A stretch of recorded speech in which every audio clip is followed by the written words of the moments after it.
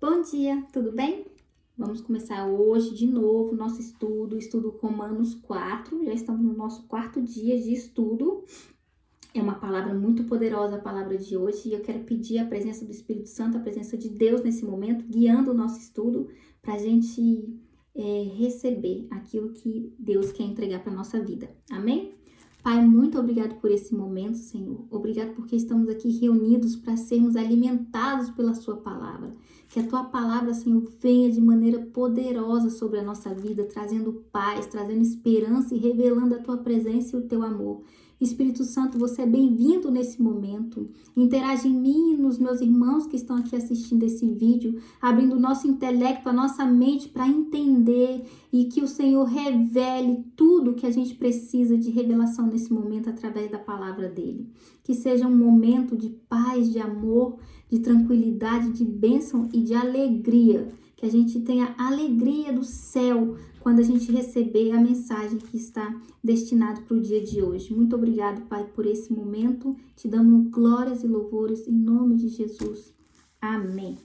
A palavra hoje, Romanos 4, diz o seguinte: portanto, o que diremos do nosso antepassado Abraão? Se de fato Abraão foi justificado pelas obras, ele tem do que se gloriar, mas não diante de Deus. Que diz a Escritura? Abraão creu em Deus e isso lhe foi acreditado como justiça. Ora, o salário do homem que trabalha não é considerado como um favor, mas como dívida.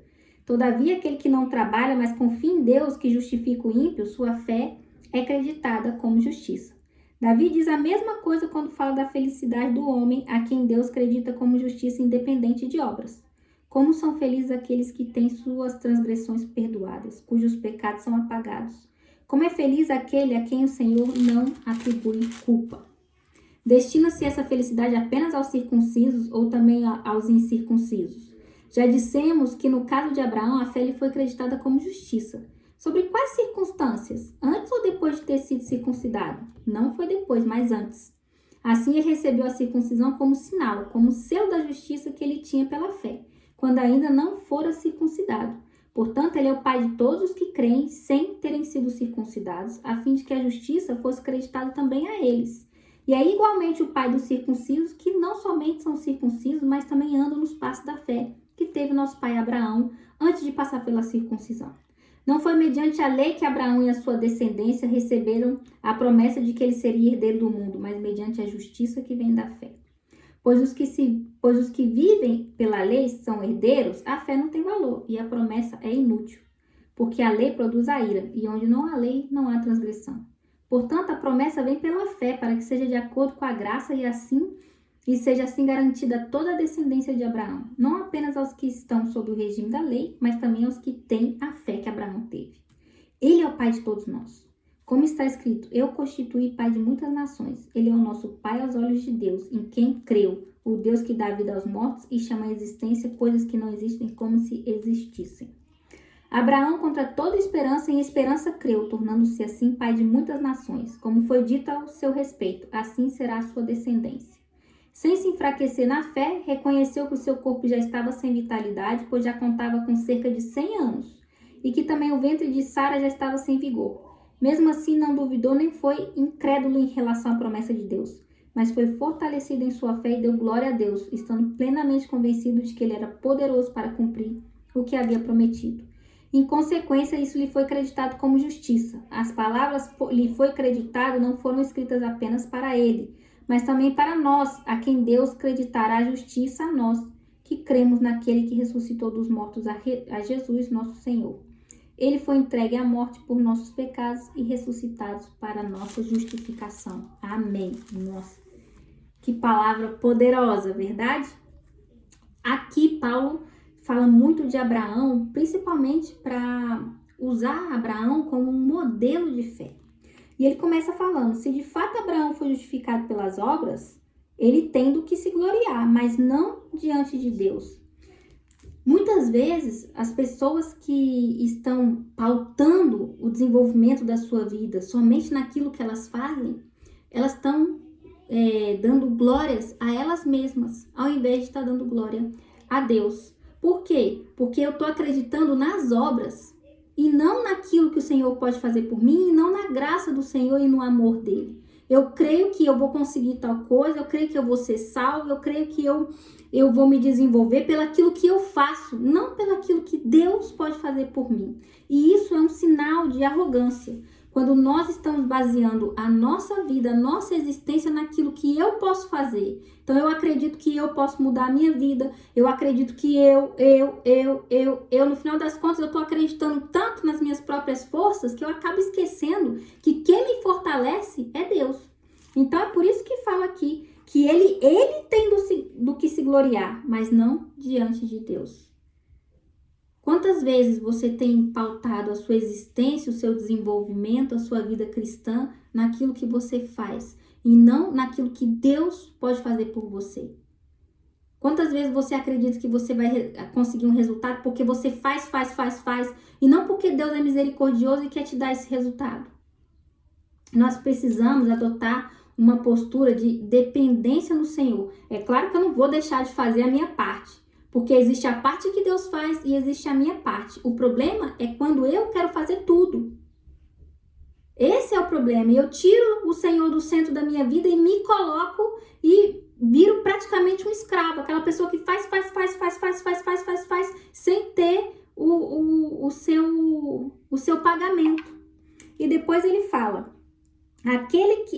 ora, o salário do homem que trabalha não é considerado como um favor, mas como dívida. E ele está fazendo aqui, está usando uma linguagem figurada. Mas o que ele está querendo dizer aqui é que quando você, pela sua própria força, pelos seus próprios esforços, tenta receber a justificação, a salvação e o amor de Deus, você está fazendo com que o que Deus vai te dar seja uma dívida e não um favor.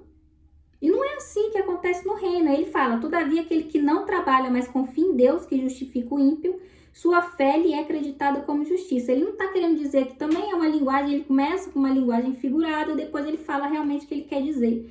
Mas o que ele está querendo dizer aqui é que as pessoas têm um caminho. As pessoas primeiro precisam ter esperança e acreditar no Senhor, ter fé, e aí as coisas vão acontecendo e você vai fazer o que você precisa fazer. Mas as pessoas fazem o caminho inverso. Eu vou fazer de tudo para Deus me notar. Eu vou fazer isso, eu vou fazer aquilo outro, eu vou fazer várias coisas para Deus ver se eu tô aqui. E não é assim que a coisa funciona. As pessoas que acreditam, põem a confiança em Deus e esperam, esse é o caminho. Eu preciso aprender a confiar. Eu preciso aprender a depositar minha confiança no Senhor. Ele guia o que eu tenho que fazer. Muitas vezes, quando a gente faz aquilo que está na nossa cabeça, a gente fica igual uma barata tonta. A gente faz um monte de coisa que não dá resultado nenhum. Quando a gente deposita a nossa confiança em Deus, Ele começa a trabalhar na gente, na nossa mente, no nosso intelecto, na nossa vida, para a gente fazer uma ação assertiva, correta, no tempo certo, determinado. É isso que acontece. O problema é que a gente quer fazer tudo o contrário. A gente quer fazer tudo da nossa maneira e depois perguntar para Deus se tá bom ou se não tá. E não é assim. E ele fala aqui, como são felizes aqueles que têm suas transgressões perdoadas, cujos pecados são apagados. Como é feliz aquele a quem o Senhor não atribui culpa. Ele mostra aqui que a única pessoa, o único ser capaz de perdoar os nossos pecados é o Senhor. Só Ele pode perdoar. E quão feliz é uma pessoa quando o Senhor apaga os seus pecados e não lhe atribui culpa. Existe uma coisa muito forte sobre o pecado. Muitas vezes, quando a gente tem consciência de um pecado nosso, o que a gente faz? A gente acha que Deus não vai perdoar. E isso é quase que uma blasfêmia, porque toda a palavra do Senhor fala que o Senhor vai nos perdoar dos nossos pecados. Mas existe um passo a passo para a gente ser perdoado dos nossos pecados, não é de qualquer maneira. Existe tudo na vida tem uma receita, né? Eu falo que tudo na vida por trás tem uma ciência. E eu amo ver a ciência que tem por trás das coisas, né? Por exemplo, esse celular aqui funcionando tem toda uma ciência por trás. Tudo que a gente pega, que a gente toca, que a gente vê, a gente respirando, tem uma ciência. Tá acontecendo aqui uma cascata metabólica quando esse ar entra e sai dentro das minhas células. Então, tudo tem uma ciência. E não é diferente com a palavra de quem criou tudo isso, né? Existe uma ciência, existe um passo a passo. Então, como que é com relação ao pecado? Nós não vamos parar de pecar. Isso é da nossa natureza, né? A gente tem essa natureza de teimosia, de desobediência, né? De confronto. Existe um passo a passo. Primeiro você precisa reconhecer que você está pecando. Você tomar consciência daquilo. Olha, eu falo mal das pessoas. Eu preciso reconhecer isso. Que falar mal é um pecado. Eu preciso me arrepender. Senhor, eu falei mal de fulano, de Beltrano. Eu tô muito arrependida. Eu tô de verdade muito arrependida. Eu fiz mal para essa pessoa. Eu compartilhei com alguém esse meu pensamento. Que não é o correto. Eu julguei fulano. Depois que eu deposito isso no Senhor, eu tenho que tirar essa culpa de mim. A culpa não vem de Deus. Quem culpa a gente é o inimigo. Eu tenho que tirar essa culpa de mim. Por quê? Porque no momento que eu reconheço que eu estou pecando, me arrependo, entrego para o Senhor, eu tenho que ter convicção que Ele vai me perdoar, porque isso está escrito na palavra dele. Agora, se eu fico culpada, me sentindo culpada, o tempo inteiro por algo que eu já pedi perdão para Deus, já depositei na mão dele, eu estou praticando justamente o contrário. Eu estou praticando a falta de fé. E eu estou, inclusive, quase blasfemando, dizendo, Deus não é capaz de me perdoar. E independe, não é você que vai dizer o tamanho do pecado. Não é você que vai dizer. Não é você que vai dizer, nossa, mas fulano fez tal coisa. Meu Deus, eu fiz tal coisa, Deus nunca vai me perdoar. Você não tem essa capacidade. Não existe nada que Deus não possa fazer. A própria palavra de hoje fala que nosso Deus chama à existência coisas que não existem como se existisse. Se Ele é capaz de criar coisas que nunca existiram, como se já tivesse existido há milhões e milhões de anos, quem dirá perdoar os nossos pecados?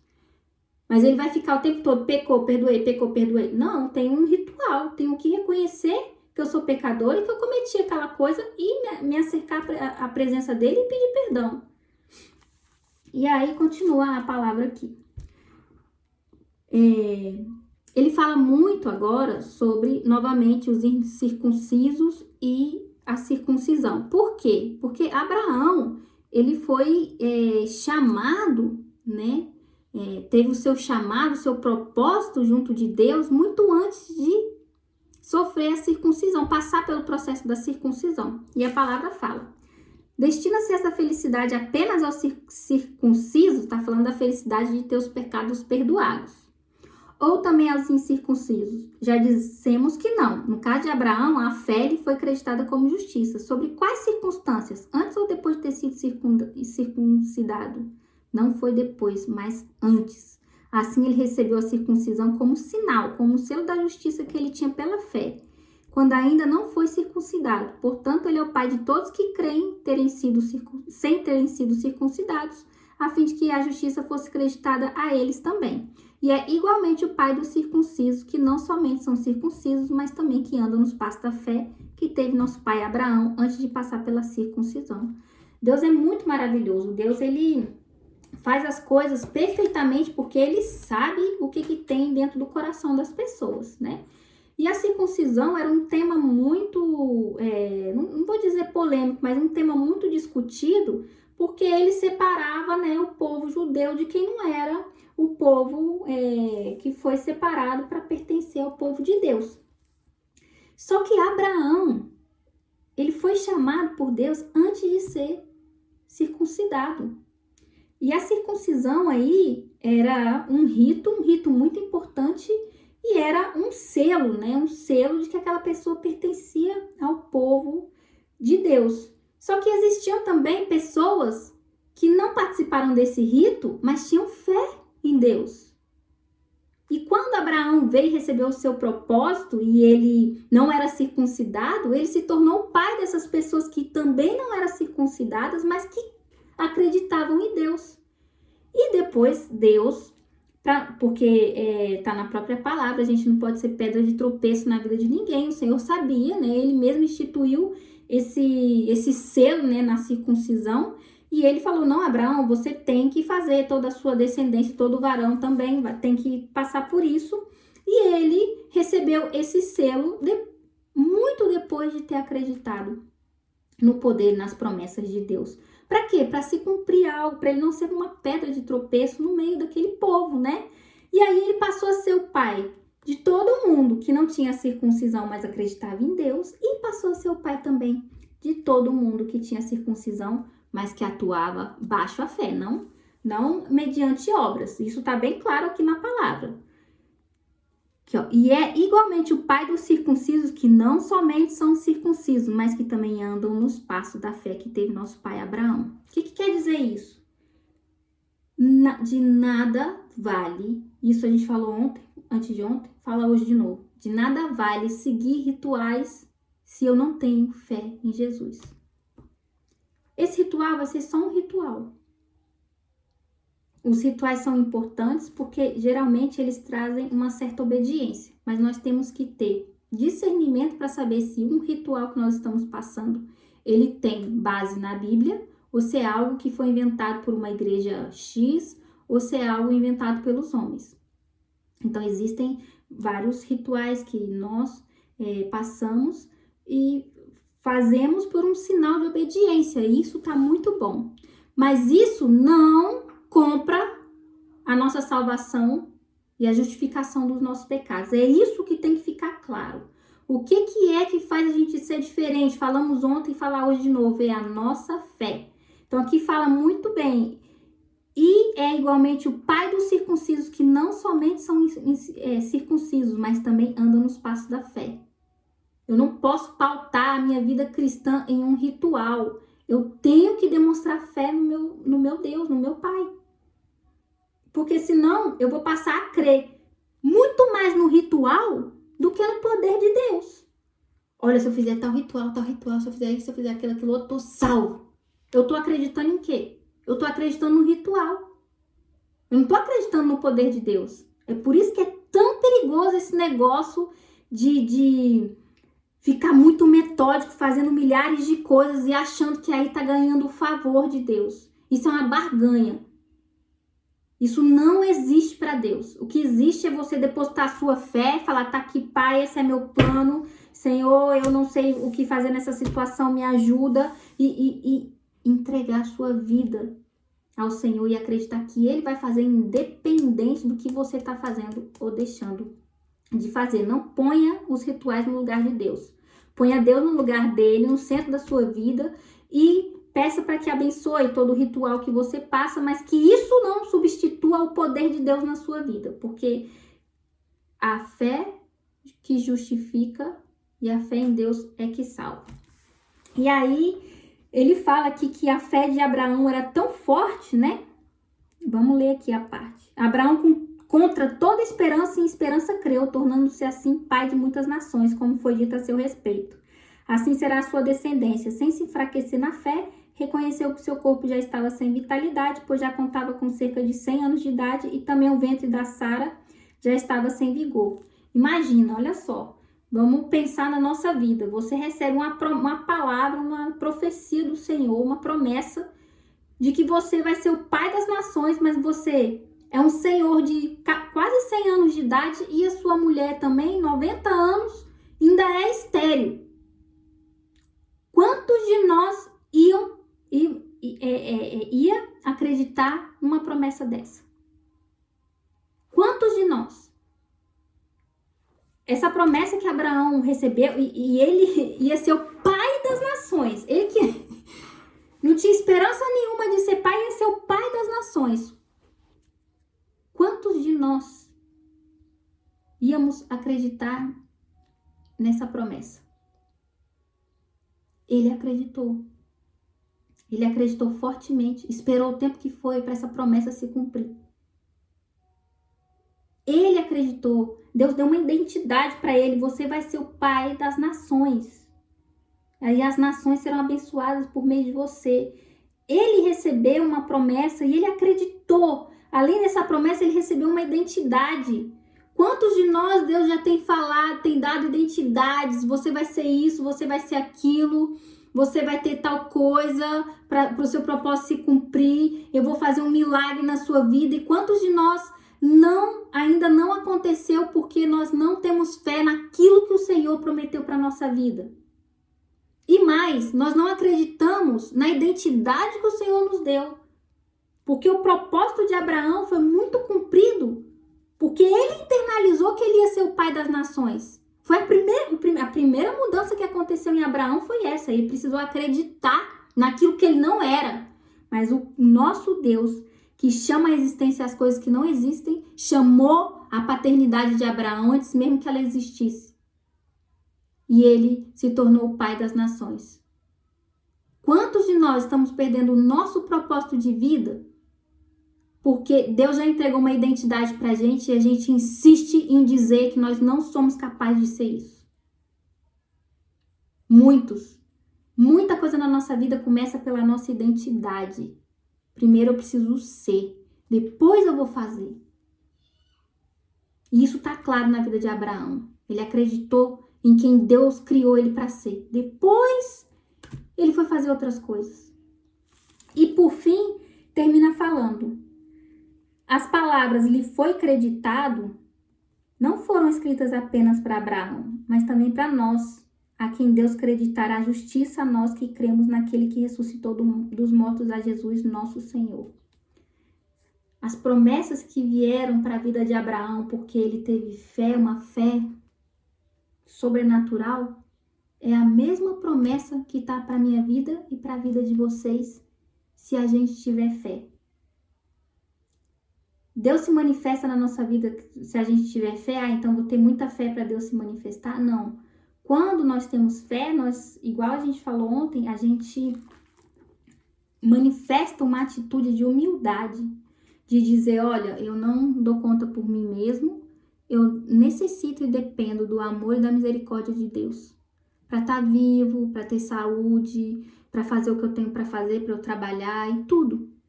E essa humildade abre um caminho para Deus nos entregar, para Jesus, Deus nos entregar o presente dele, que é o perdão dos nossos pecados e a salvação.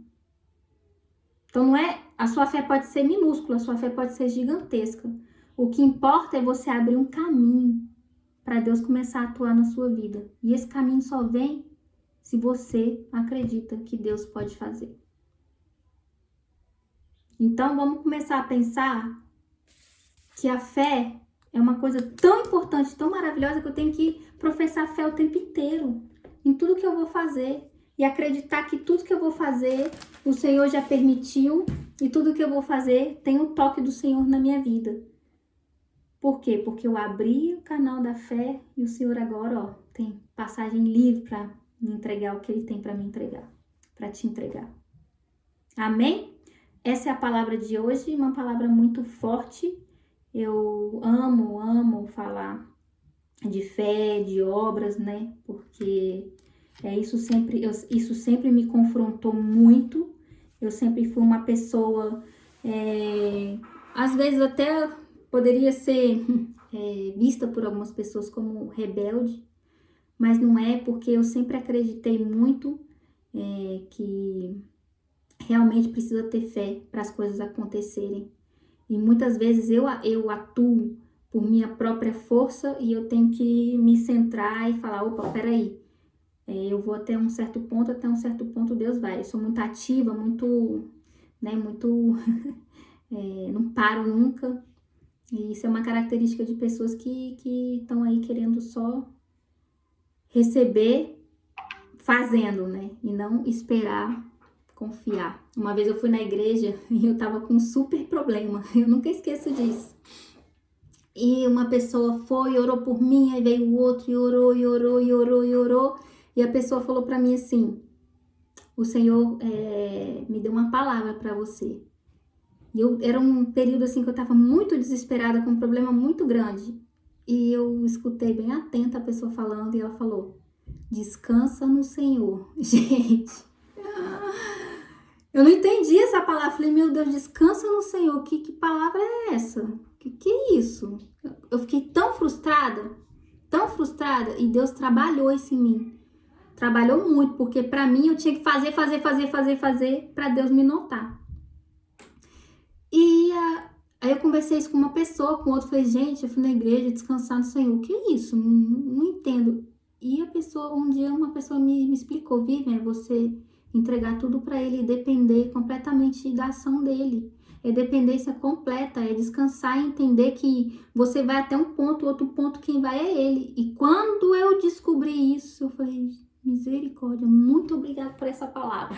No começo, eu falei, não quero.